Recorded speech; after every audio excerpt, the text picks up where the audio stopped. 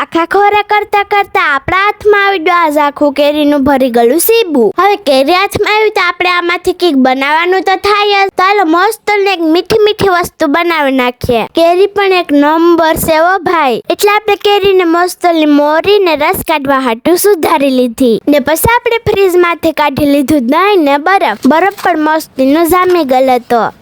પછી એક મિક્સરનો ડાબલો લઈ લીધો, એમાં નાખી દીધો બરફ, પછી એમાં કેરી નાખી દીધી, થોડુંક દહીં નાખી દીધું ને થોડીક ખાંડ નાખી દીધી ને પછી મિક્સરમાં મસ્ત રસ કરી નાખ્યું ને એટલી જ વારમાં આપણે કેરીના રસની લચ્છી બનીને તૈયાર થઈ ગઈ. તેવો મસ્ત ઠંડી કુલ ને પછી તો ભાઈ આપણે આ લચ્છી માને પણ ટેસ્ટ કરાવી હતી ને આપણે પણ ટેસ્ટ કરી હતી ને ભાઈ આ લચ્છી તો મસ્ત ને એક નંબર કાયદેસરની બની હતી. તો તમને વિડીયો ગમ્યો હોય ને તો વિડીયોને લાઈક કરી દેજો અને અકાઉન્ટને ફોલો કરી દેજો. Bye bye, tech.